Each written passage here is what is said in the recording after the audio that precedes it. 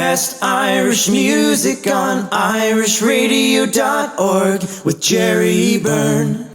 Irish Radio, I'm Jerry Byrne. I've got a guest on the phone now, a fascinating gentleman who hails from Enniskillen in County Fermanagh with a huge interest and an incredible passion with the Showband era, has done displays, etc. He'll tell us all about it. A cousin and a relation, actually, of Father Brian Darcy. This is Philip Darcy. Philip, lovely to talk to you. Hello, Jerry. How are you? Not bad at all. Tell me this: you've got a great passion for the show bands of the Showband era. Yes, from an early age, I followed the show band because on a Saturday night, go to Mean Keeley House on in the house, and there my music would begin.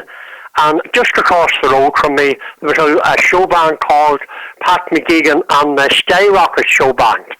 And Pat went on in later life to represent Ireland in the Eurovision with a song Chance of a Lifetime, and done very well. And also, Pat McGeegan at the time would have played with the Victors Show Band, Art Supple and the Victors. A very, very good singer. But I would have known the leader and owner of the Skyrocket's mother, and I would have done messages for her. And my reward, I would have got a Showband photograph, which I would put into my album. And I followed on with that. I used to buy the new Spotlight. Then I would get addresses, write to managers, and posters was cheap in them days. And lo and behold, loads of photographs would arrive in the post, and I would put them in a scrapbook. And then over the years, I kept building that up, and I was showing them to a local librarian one time, and he said, you should put them up in the library, let the people see them, which I did. And to date now, I've done 49 exhibitions, from Clonmany and Donegal, right down to Galway. And along the way, a local moker gave me 100 photographs, posters, books. A man from Galway kindly give me some, and people have a great interest in the show bands. Right. So I've been tracking over 50 years. Wow. But unfortunately, with the COVID, I've had to suspend that, but I've readapted, and now every Sunday at 12:30 on Facebook, I have a show band. I pick out a show band. This Sunday, it's DJ and the Kerry Blues. And the reaction has been fantastic. In 4 months, I've had 35,000 hits. But it's just a hobby for me now, as I have retired. And during this COVID, this has kept me going, along with my son, James, who helps me, and it's an interest from his point of view as well. Right, I'd well believe it. It sounds absolutely fascinating. I mean, you really, at this stage, Philip, you've got to have a huge amount of various memorabilia between posters and cards and all the rest of it. And stamps, of course, on post done stamps. Right. And they also done stamps of Keeley bands. Right. And this is, but people are so generous with their time. And two counties near me, Tyrone and Fermanagh, they would have been very big into show bands. You know, the Polter Dots with Frank McBride, Brian Call, Frank Chisholm who done Elvis. Then we go to Derry, you had the Wood Choppers, you had the Barristers. You know, every town had show bands, or actually brass and reed bands, where they would have learned to play the instruments. Right. Those, back in those days, Philip, there were a huge amount of show bands. Yeah, well, at the date at the moment, I think I have 225 individual show bands on postcards and in my memorabilia exhibition. Wow. That is some amount. And roughly what year did you start? It was back in the 1960s. About 63, 64, 93, 1964, when it was 12. Right. And I mean, that at that stage, it was the sort of coming, the show bands were really getting going at that stage. Yes, and then you see what happened then, sometimes show members would move, and after the Skyrockets, there was a break at one time, and some of them went on to play for Gene and the Gents. That was Gene Jackie that come from South Africa. And a big, tall, handsome singer, very popular. And people would at weekends and them times would have went to see. They would have travelled. Distance was no object to see the likes of Johnny Flynn, the Melody Aces, the Dixies, the Aircords, and like the roads were terrible. And a local promoter was telling me that when he was booking for the bands, he could go down to the kiosk in the town with a load of change, book a call, and then you go down at the set time to the kiosk, and you contact the promoter or the priest in the parochial halls and arrange a date. Right. It was... And of course, at this time of year, the weather sometimes wasn't kind. You get big snow in 63, where bands might travel from all the way from Cork to Drumshambo or Monaghamilton or Sligo, and when they get here, the electricity would have been off. Yes, indeed, it was. It was a different time, Philip. It really was. Yeah, no automation at all. No, absolutely not. When you travel now, the roads of Ireland are fantastic. Indeed. There's been a great European money to get the infrastructure to help everybody. And don't forget that the petrol stations, they close at 6 or 7 o'clock. There's no all-night petrol stations.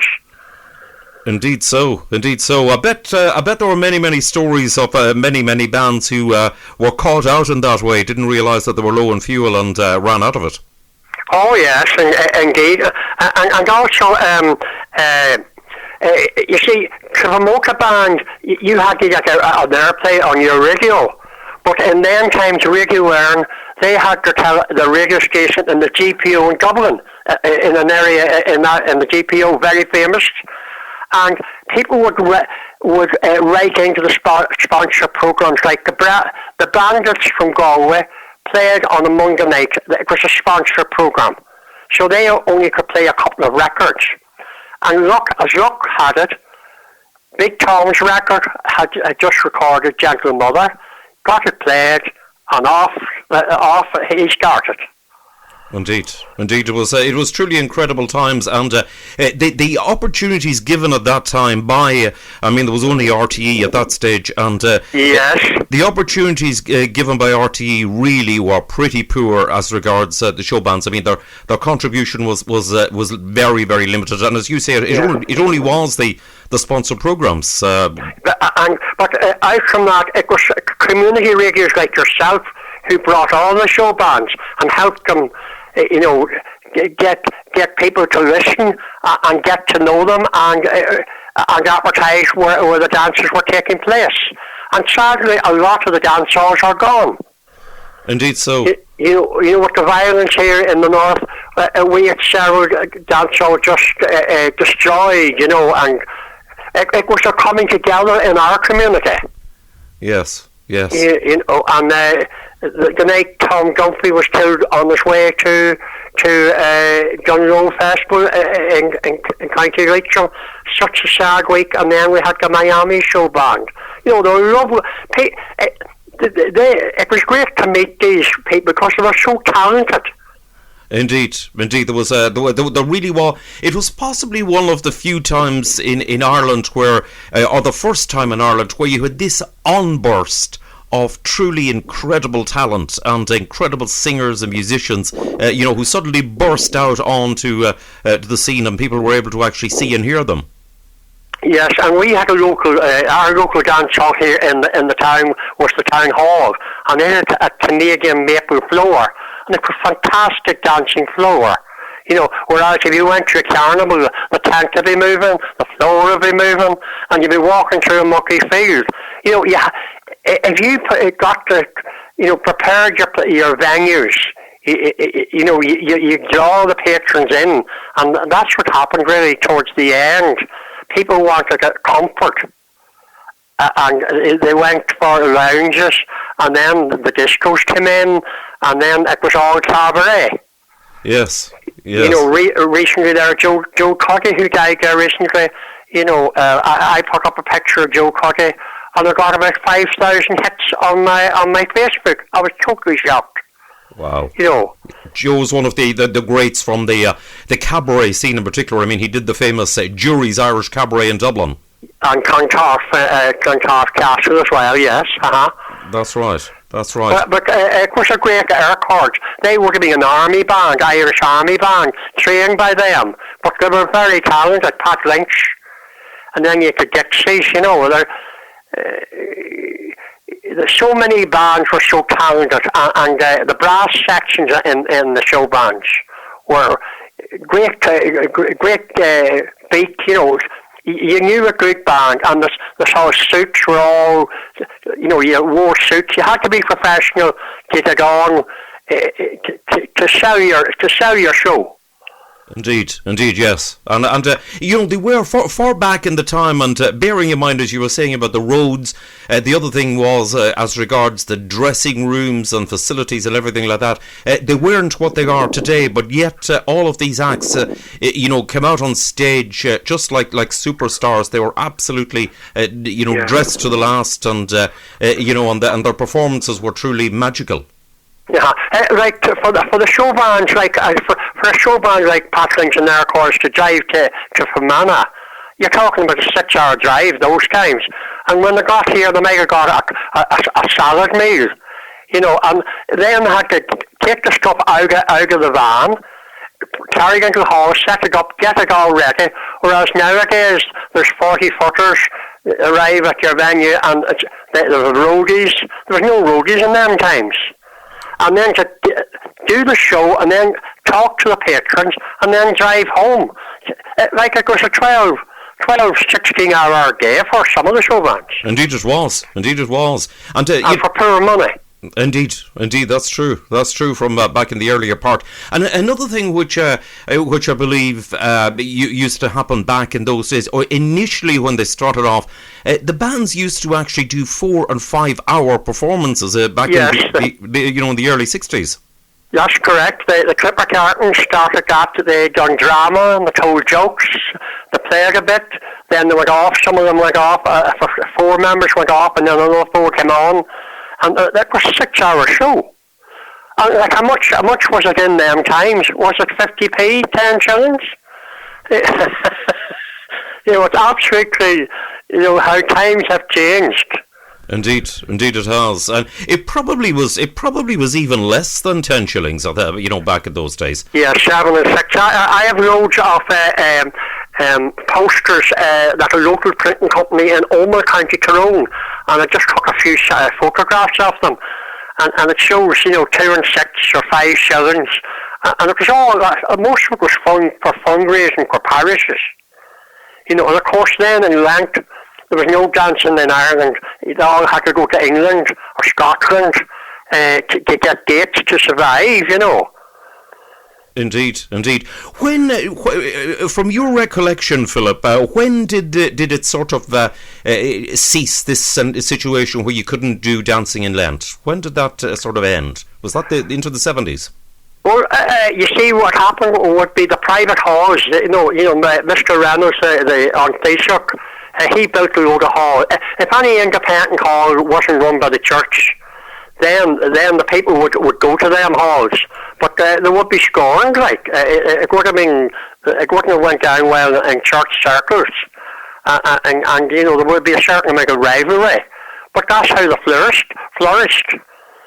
Right. Right. So it was the independent halls. It was the onset of the independent associated ballrooms, the Reynolds chains.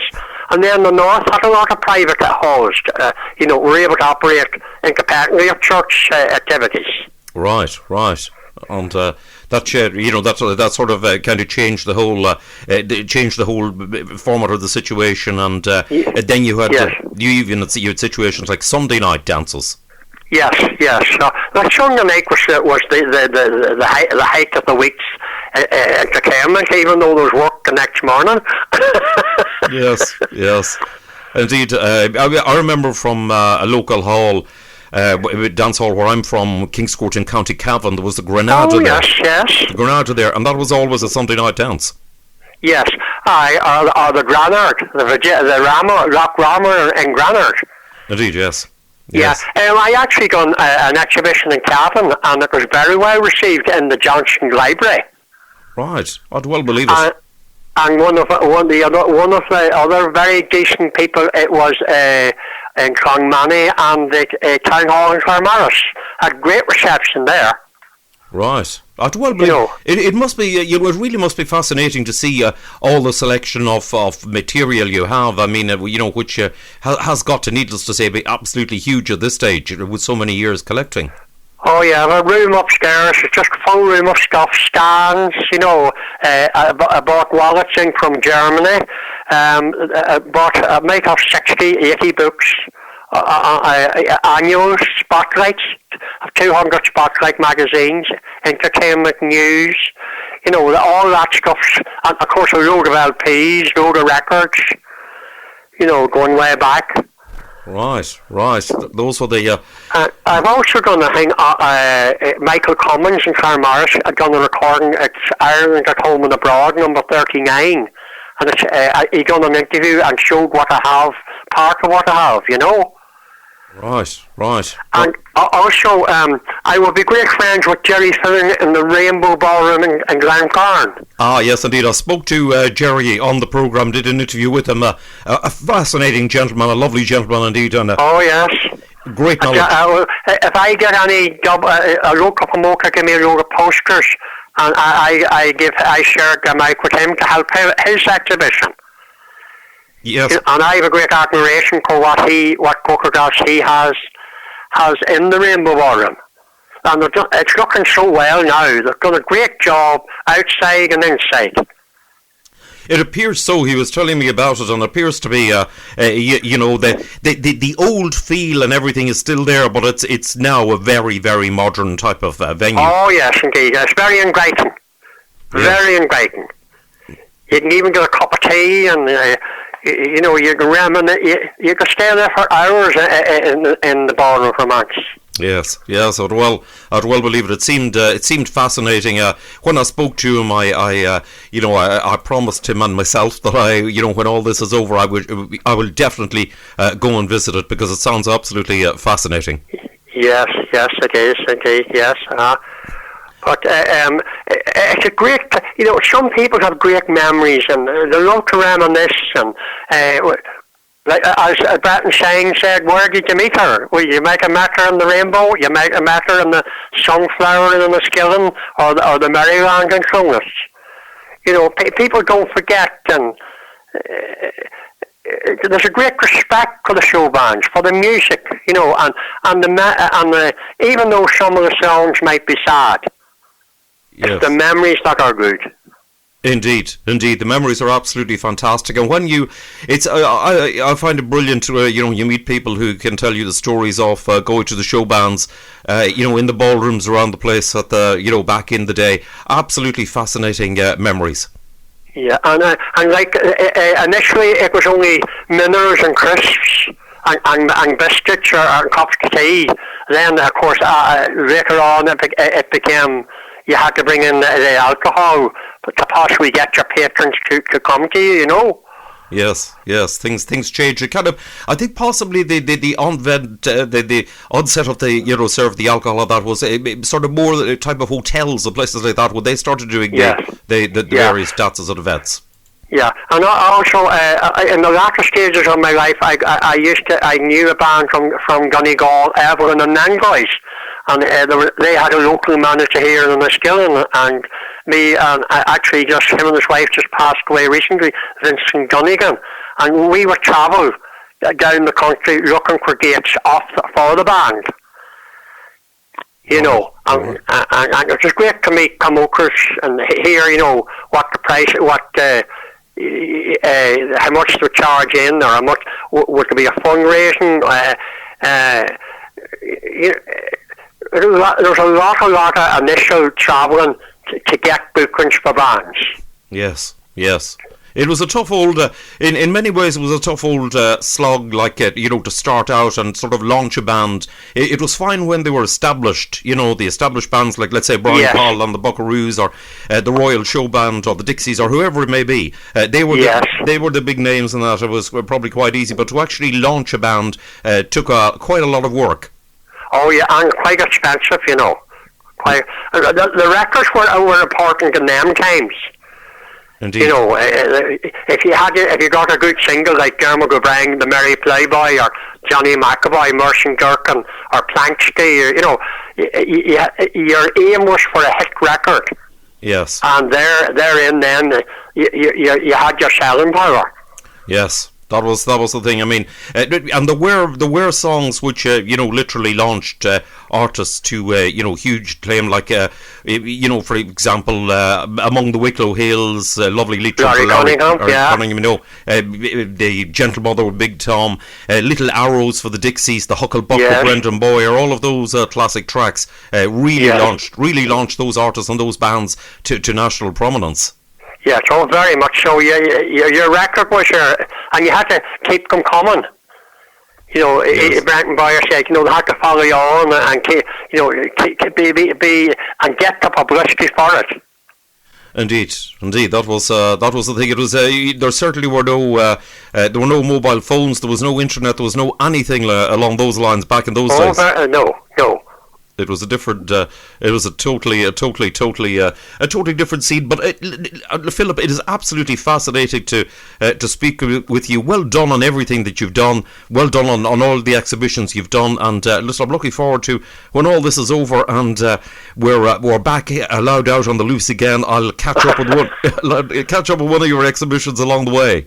Yeah, and as Brian Collins used to finish the show, it takes people like you to make people like me. Indeed. So, Philip, listen, it's been fascinating speaking to you. I wish you a happy and safe 2021. Thank you very much, Jerry, and to all your listeners.